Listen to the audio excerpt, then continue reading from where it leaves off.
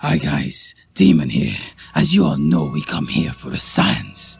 So let's see what Ninja Girl says. The Grandfather Paradox. Time travel. Finally, we had achieved it. What happened if I go back in time and I kill my grandfather? I had asked my professor, who had assisted in the theoretical research. The professor took a drag from his cigarette. What's wrong with you? Why would you do that? Fair point. Still, I had to know, how would the paradox play out in real life? Which is why I snuck into the lab at night, went backwards in time, and hunted my grandfather for sports. In my defense, he was an awful man. He was secretly abusive to my mother when she was growing up, but openly abusive to my grandmother. The world will be better without him, and I will get to see firsthand what happens to the paradox in the real world. Classic win-win. Everything went dark as soon as the last spurts of blood left his throat. A quick slash to the throat was better than he deserved, but I wasn't cruel. I glanced around. It was pitch black, except for a small light in the distance. Curious, I walked towards it. A man stood there holding a lantern. Our newest member. The man grinned. You should know a paradox occurred in time and space, and a relative of yours was killed. This means you will never exist and... Yeah, I got it. I'm the one who killed him. The man's grin immediately dropped. Why would you do that? To see what would happen. It sounded stupid, especially in this weird void, but it was the truth. So, what happens next? Well, you may have noticed some parts of you still exist, right? I nodded. Normally, this happens from collateral damage, so we comfort them until we can recycle them. Recycle them? I asked, my curiosity piquing. The strange man nodded. An infant that should have died at birth or a miscarriage. We go in, edit that, recycle the decaying body with a new soul, kind of like reincarnation. That was kind of comforting. So how long before I get recycled? I had so many questions. Would I remember my old life? Would it still be me? I found I really didn't care. My life wasn't valuable to me. I don't think I would care if it ended and I forgot it all. Surprisingly, the man scowled. No, you're the cause of the paradox. We can't send you back. Anyone else impacted by your paradox will get recycled. You'll just get left alone. As he finished, the lantern extinguished, surrounding me with darkness. Wait, left alone? I couldn't see him, but I felt him fade away. For how long? I never got my answer. I really didn't care if my life ended, but now it looks like it'll just go on forever, in the dark emptiness of this void. This is an interesting take on the grandfather paradox. I never looked at it like that. We'll never encourage people to kill one another. We always encourage people to help. This one is by Sugar Soul. The Crash. I was on my way home after a press conference in another city. I was driving along a quiet road with a forest on both sides. It was dark outside, with the only light coming from my headlights. I was exhausted at this point. I had leave 2 hours later than I intended, due to my car getting clamped. I was playing System of Doom at full volume to keep myself awake. I was about to round a blind corner when I saw a little girl standing in the middle of the road. I managed to swerve and missed her by inches. I quickly turned on my hazard and jumped out of my car to help her.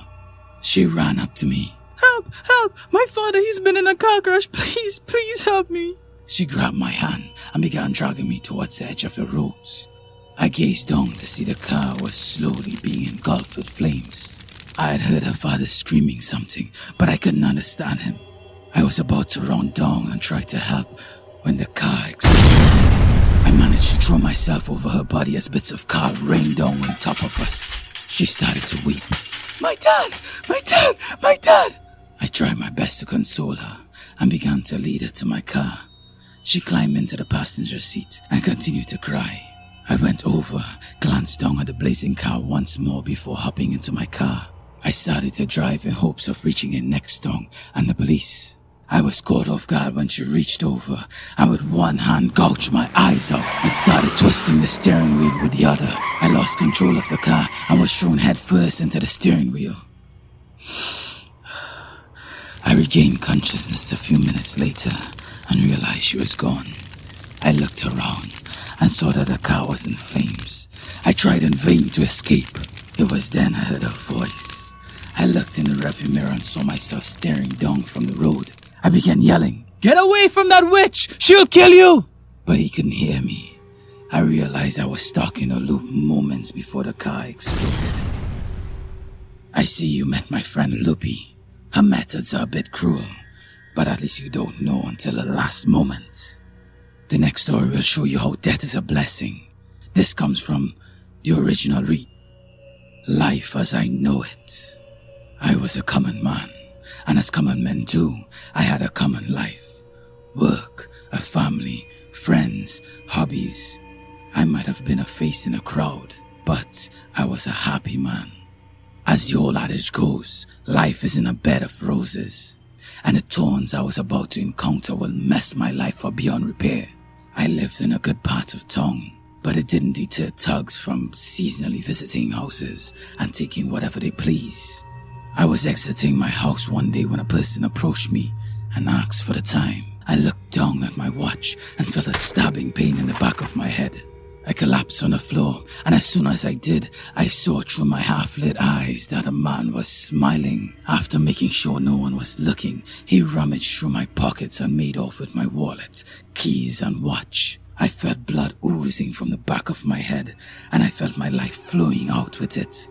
Out of the corner of my fading eyes, I saw a man approach me. A different one. He was older and walked with a cane. His presence terrified and calmed me at the same time. He bent down and asked me a question. With what little life I had strength in me, I agreed. He nodded and walked away. My vision faded to black. When I came to, I was in a hospital room. The doctor said it was nothing short of a miracle I had lived, given the amount of blood I had lost. I walked out of the hospital confused but alive. As the years passed, I aged, and as all common men do, I passed, surrounded by my family. I took my last breath one day. My eyes closed, and I was drifting into the infinite darkness, floating, falling. And then I was shocked violently from my sleep into a blinding white light. "Congrats, it's a boy!" a strange voice exclaimed. All I could see was black and white. Do you want to live? The old man's question echoed in my head.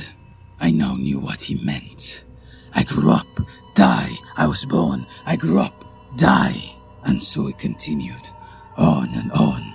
I tried to take control and end my own life on multiple occasions. You name it, I tried it. Hanging, cutting, jumping, shooting, nothing worked. I even tried getting myself killed. Gang altercation, robbery, homicide, police standoff. Nothing worked. Some attempts made the news and some didn't, but all left my family scared. Some left them dead and some caused them to kill themselves in turn. I didn't care. I wanted freedom from life at any cost, but I never saw the old man again. He had fulfilled his promise to a dying man. A dying man would live for all time to come. Science. Today we were discovering the science of time. Join us next time to see what's new. And remember, have a nightmarish night.